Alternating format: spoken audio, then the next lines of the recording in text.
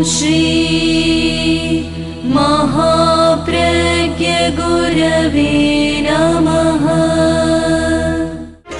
जिसके सांसों में रहता है शाश्वत शांति का स्पंदन, उस महाप्रज्ञ को वंदन, उस महाप्रज्ञ को वंदन।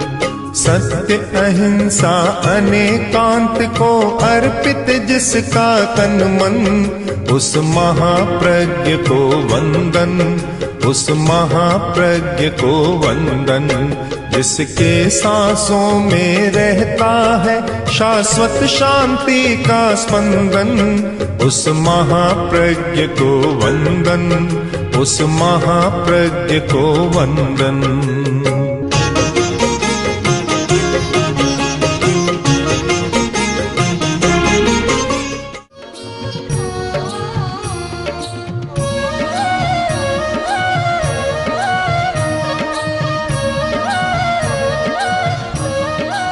आत्मा को पढ़ने का एक तीसरा सूत्र है आर्जव।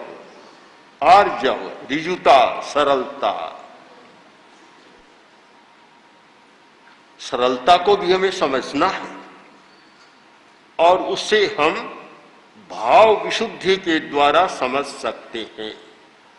आर्जव को दो आयामों में समझने का प्रयत्न करें, एक भाव विशुद्धि और एक अविसंवाद।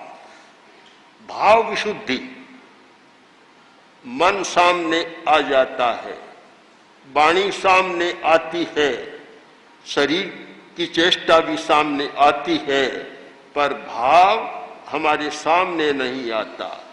वह भीतर बैठा बैठा अपना काम करता है।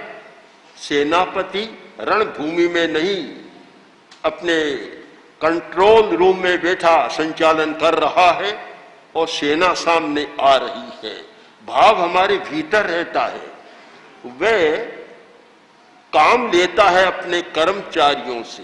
उसके तीन कर्मचारी हैं भाव के, एक मन, एक वाणी और एक शरीर। इन तीन से वह काम लेता है। जो अपना काम करना होता है, कराना होता है, सीधा किसी के सामने वह नहीं जाता, इन तीनों से काम करा लेता है। भाव अशुद्ध होता है, मन अशुद्ध हो जाता है, वाणी अशुद्ध हो जाती है, शरीर भी अशुद्ध क्रिया करने लग जाता है। यानी भाव का प्रतिबिंब इन तीनों पर पड़ता है और वे तीनों प्रतिबिंबित होकर उसका रिफ्लेक्शन लेकर अपने कार्य का संचालन करते हैं। माया पर्दा है, कपट एक आच्छादन है कि हर चीज को ढांक देना। भाव अशुद्ध होता है तो सब चीज को ढांकने की वृत्ति रहती है कि छिपाओ छिपाओ, प्रकट मत होने दो। मन को भी आदेश मिलता है कि छिपा लो, वाणी को भी मिलता है कि छिपाओ और शरीर को भी मिलता है छिपाओ। तीनों वक्र बन जाते हैं, शरीर वक्र, वाणी वक्र और मन भी वक्र। तीनों में टेढ़ापन आ जाता है। क्या नट नाच रहे हो, वहां देखना नहीं। आज नट नहीं, आज तो नटिनियां नाच रही थी। आपने कब बनाई थी मुझे? यह वक्रता, कुटिलता आती है, सच्चाई को छिपाने का प्रयत्न होता है। वाणी में भी वक्रता आ जाती है। न्याय शास्त्र में भी आता है जाति और छल। छल जहां वहां नव कंबल, नव कंबल, नव कंबल लाया हूं। दूसरे से बहुत अच्छा काम किया, कंबलों की जरूरत है, 9 कंबल ले आया। नव का मतलब 9 कि 9 कंबल ले आया। बहुत खुश हुए, आगे गए, बोलो कहाँ है? कि ये पड़ा, कही तो एक है। मैंने कब कहा था 9 है? तुमने कहा था 9 कंबल। अरे समझे नहीं, नव का अर्थ होता है नया कंबल। मैं तो नया कंबल लाया हूं। यह भाग वक्र था। इस प्रकार बहुत लोग वाणी की वक्रता करते हैं। मतलब कि भीतर में भाव है माया का, और वह भाव जब मन को आदेश देता है तो मन की चेष्टा वक्र हो जाती है और जब वाणी को निर्देश देता है तो वाणी की चेष्टा वक्र हो जाती है, और जब शरीर को निर्देश देता है तो शरीर की चेष्टा भी वक्र हो जाती है। वक्र, शरीर की चेष्टा भी वक्र होती है। डॉक्टर तो कहता है कि ऊपर उठ सकता है, पर मेरा वकील कहता है कि ऊपर उठाना मत, कह देना ऊपर हाथ उठता नहीं। यह वक्रता, यह शरीर की चेष्टा में भी वक्रता आ जाती है। कभी कभी आदमी के मन में कोई टेढ़ापन आता है, शरीर की चेष्टा वक्र हो जाती है। कोई पूछता है कि रास्ता किधर जाता है, कि इधर जाता है। अब जाना तो इधर है, इधर कर देता है अंगुली। शरीर की चेष्टाएं सारी वक्र हो जाती है। भाव कुछ होता है, कुछ दिखा देता है, भीतर कुछ बाहर कुछ दिखा देता है। शरीर की चेष्टा, जिसे काव्य शास्त्र में हाव भाव विभ्रम आदि अनेक प्रकार से भावों की चेष्टाओं का वर्णन किया गया है। यह शरीर की वक्रता, वाणी की वक्रता और मन की वक्रता, ये वक्रता कहाँ से आती है? मन बेचारा भोला है, सरल है, उसमें कुछ नहीं है। शरीर भी भोला है, कुछ नहीं है उसमें भी, और वाणी में भी कुछ नहीं है। ये कहाँ से आ रहा है टेढ़ापन? आ कहाँ से रहा है? ये सारा भीतर से आ रहा है और भाव की अशुद्धि से आ रहा है। जब भाव अशुद्ध होता है, भाव कभी क्रोध प्रधान हो जाता है, कभी अहंकार प्रधान और कभी माया प्रधान। जब माया प्रधान भाव होता, माया का भाव होता है, तब वह बाहर की सारी चेष्टाओं को वक्र बना देता है। हमारी ऋजुता, सरलता नहीं रहती। सरलता का अर्थ है कि भाव की शुद्धि हो। भाष्यकार ने आर्जव का पहला अर्थ किया है भाव विशुद्धि। भाव की शुद्धि हो, यानी भाव शुद्ध है तो आपकी ऋजुता अपने आप होगी, आप में कुटिलता आएगी नहीं। कुटिलता लाने वाला शुद्ध है, तब अशुद्धि कहां से आएगी? जब वह भाव शुद्ध नहीं होता है तब समस्या पैदा होती है। तो भाव को हम समझने का प्रयत्न करें। कभी कभी ऐसा भी होता है कि भाव अशुद्ध नहीं है, फिर भी आदमी को व्यवहार के रूप में माया करनी पड़ती है। वह शायद आत्मा के दर्शन में, आत्मा की पढ़ाई में उतना बाधक नहीं बनता। वह माया छिपाना बाधक बनता है कि जो अशुद्धि के साथ आता है। अब साधु भीतर भोजन करते हैं, पर्दा डाल देते हैं, छिपाते तो है, पर यहां कोई भाव अशुद्ध नहीं है। हर व्यक्ति कपड़ा पहनता है, अपने सारे विकारों को छिपाता है, यानी शरीर को भी छिपाता है, पर यह कोई अशुद्धि नहीं। यह एक व्यवहार की बात है। व्यवहार में या व्यवहार को सम्यक करने में जो पर्दा डाला जाता है वह एक अलग बात है। भाव की अशुद्धि नहीं है।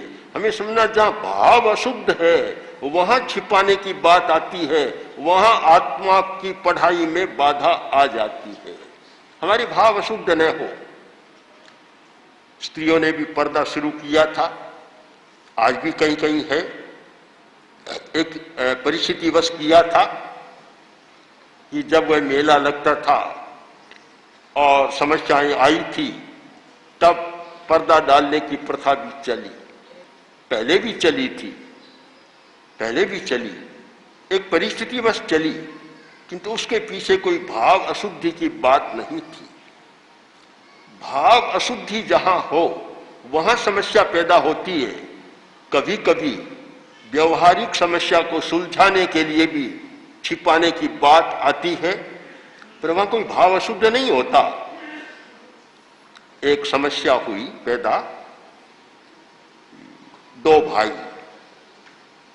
बड़ा प्रेम, पिता का देहावसान हो गया, अब बंटवारे की बात आई। यह एक ऐसी व्यापक समस्या है कि पहले तो ठीक बंटवारा होता नहीं और बाद में करते हैं तो झगड़ा निपटना मुश्किल हो जाता है। जब तक प्रेम तब तक व्यवस्था नहीं। अब प्रेम टूटते ही व्यवस्था करना चाहते हैं, बाद में इतना झंझट होता है। हमने देखा, इतना देखा, अनुभव किया, सैकड़ों सैकड़ों परिवारों को देखा कि बड़ी समस्या पैदा हो जाती है। वही समस्या पैदा हुई। अब बंटवारा सारा हो गया, केवल एक बची अंगूठी बची। अब एक भाई कहता है मैं लूंगा, दूसरा छोटा भाई कहता है मैं लूंगा। अब एक अंगूठी, दो भाई, दो लेने वाले, कैसे समस्या सुलझे? आखिर में कहा कि भी ऐसे तो नहीं होगा, कि किसी को मध्यस्थ बना लो। एक व्यक्ति को मध्यस्थ बना लिया, समस्या सामने रख दी। उसने कहा अंगूठी मुझे दे दो और कुछ दिन का मुझे समय दो, निर्णय मैं बाद में दूंगा, पूरा चिंतन करके दूंगा। उसने समय की अवधि में बड़े भाई को बुलाया, बुलाकर कहा देखो ये अंगूठी है, तुम लेना चाहते हो? हाँ लो ले जाओ, पर किसी को बताना मत, किसी को मत बताना, और पहनना भी नहीं है। अभी तक 5-10 वर्ष तक तो अंगूठी पहनना नहीं है, भीतर ले जाकर रख दो, ये शर्त मानो तो अंगूठी ले सकते हो। उसने कहा बिल्कुल मान्य है, अंगूठी दे दी। छोटे को बुलाया, ये लो अंगूठी, लेना चाहते हो? कहा हाँ, पर ऐसे नहीं मिलेगी, किसी को नहीं बताओ तो अंगूठी मिल सकती, पहनना भी नहीं है, भीतर ले जाकर तिजोरी में रख दो तो मिल सकती है। उसने कहा बिल्कुल मुझे मान्य है, उसे भी अंगूठी दे दी, झगड़ा समाप्त हो गया। अब हुआ क्या, थोड़ा मायाचार करना पड़ा। अब ये कोई मायाचार, कोई दुर्नीति, अब मायाचार नहीं, अंगूठी वैसी की वैसी दूसरी अंगूठी बनवा दी स्वर्णकार से, और दोनों भाइयों को अंगूठी दे दी, और दोनों का झगड़ा भी समाप्त हो गया। छिपाना तो पड़ा, पर यह कोई दूषित भाव से छिपाना नहीं हुआ, यह व्यवहार संचालन के लिए एक व्यावहारिक पर्दा डालना पड़ा और झंझट समाप्त हो गया। वह माया जहां हमारे भीतर के भाव दूषित होते हैं, भीतर के भाव, तब समस्या पैदा होती है। कभी कभी कहते हैं कि माया कर रहे हैं, माया नहीं है।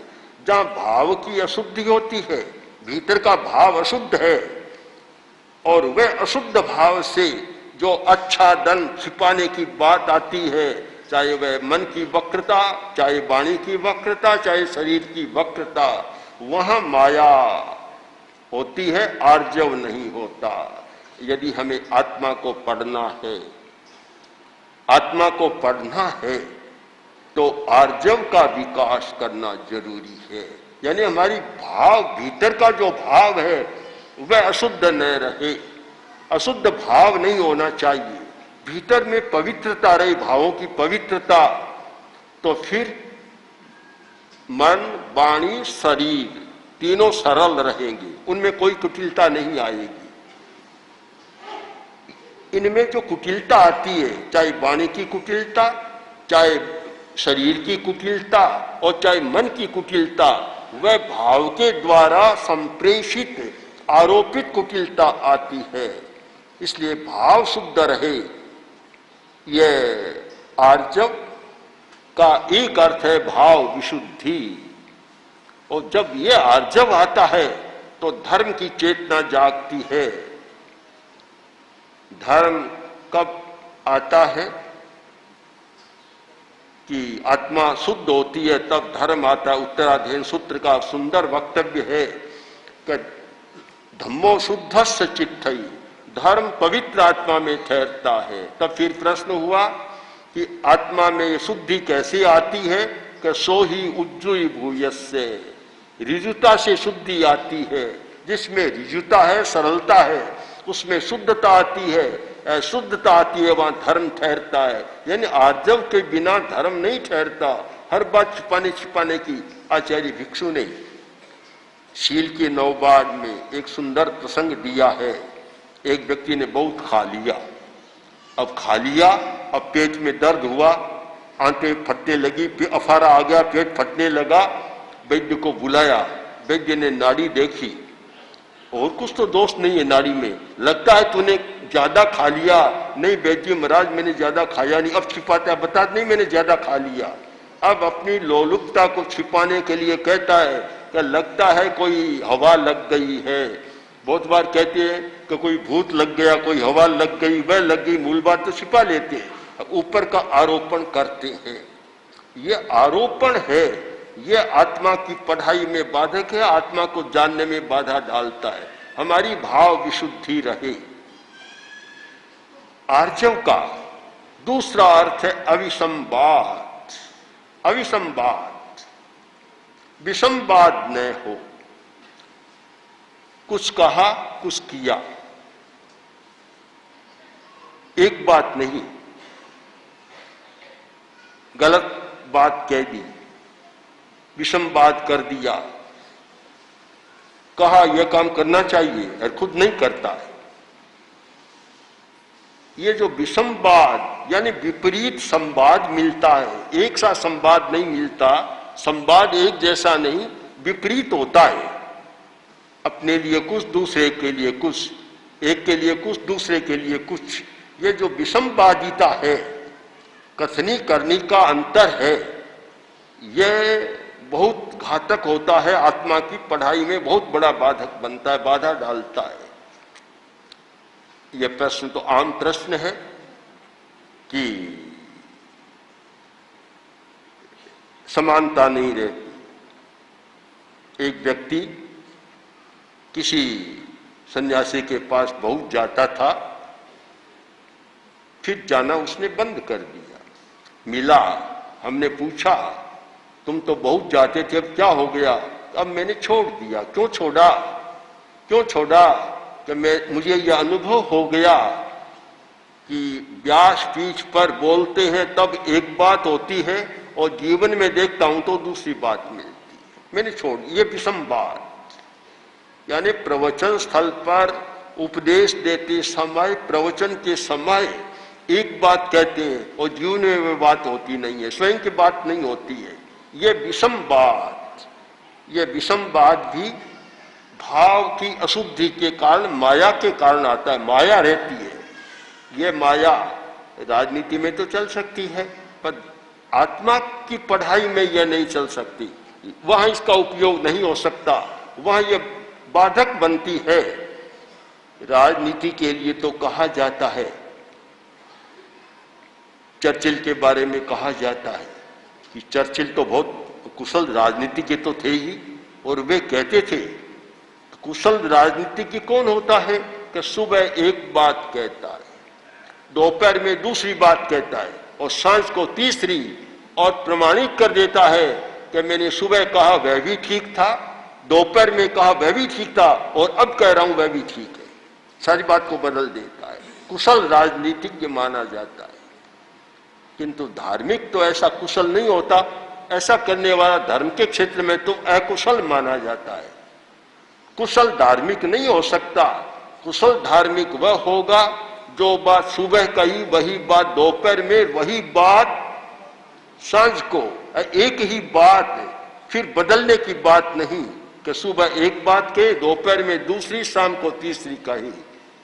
कुशल धार्मिक वह होता है जहां विसंवादिता नहीं है, संवादिता है। संवादिता, संवादिता। विश्वास किसका होता है कि संवाद होता है, वहां विश्वास होता है। तर्क शास्त्र में, दर्शन शास्त्र में आप्त पुरुष की व्याख्या आती है। आप्त, जिसकी वाणी प्रमाणित होती है, आप्त पुरुष। आप्त कौन होता है कि जिसका कथन संवादी होता है, संवादी है। किसी ने पूछा भाई प्यास बहुत लगी है, जंगल में मिला और पूछा प्यास बहुत है, बताओ कहीं पानी मिलेगा? उसने कहा चले जाओ 1 किलोमीटर के बाद बहुत बढ़िया तालाब है, वहां पानी पी लेना। 1 किलोमीटर गया और तालाब आ गया।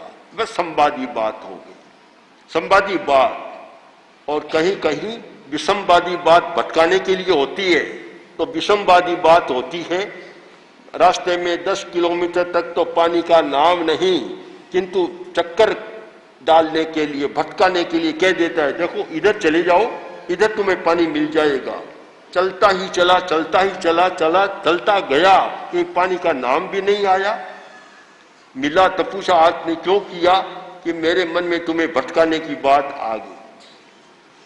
ये सारा विसंवाद। तो आर्जव का दूसरा अर्थ है अविसंवाद।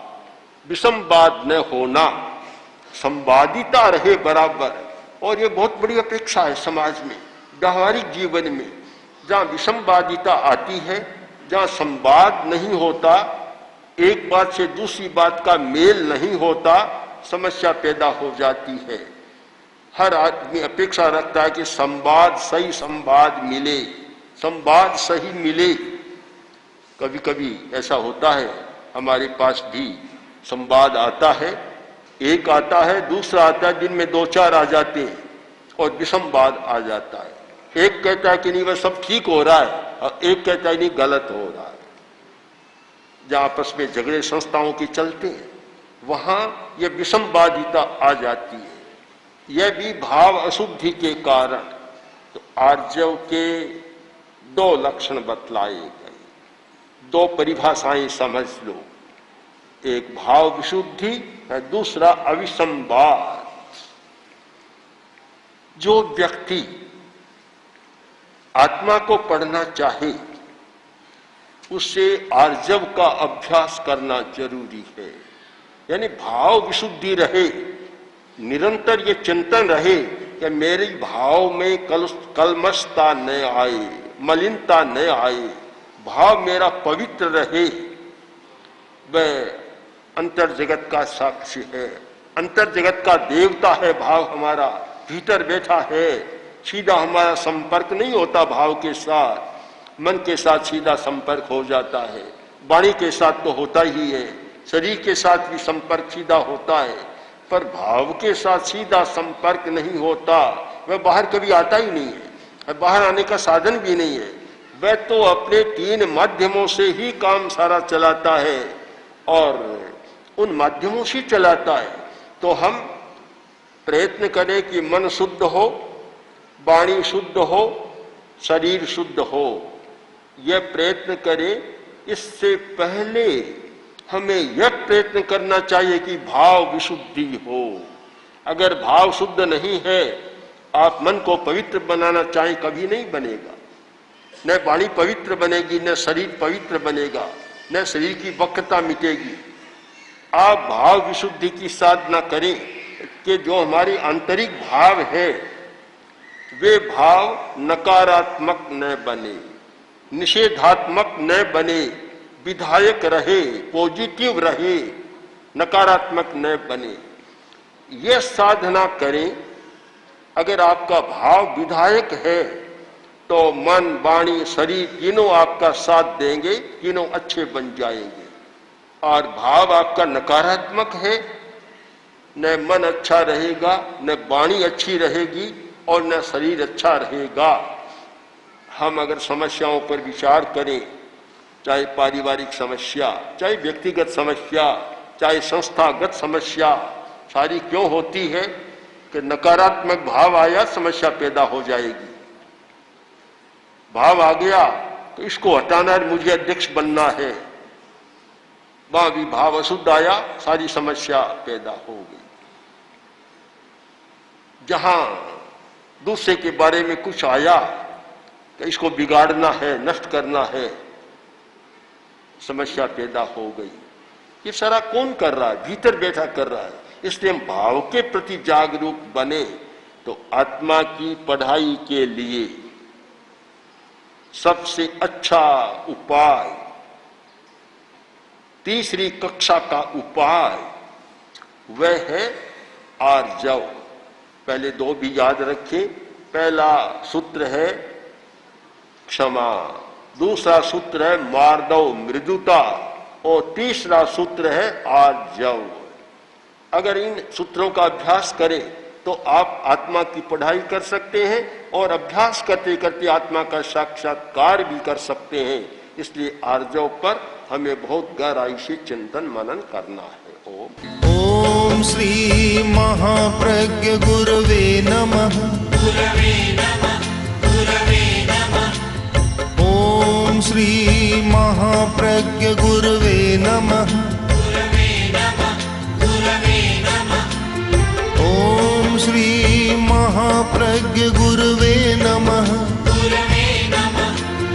ओम श्री महाप्रज्ञ गुरवे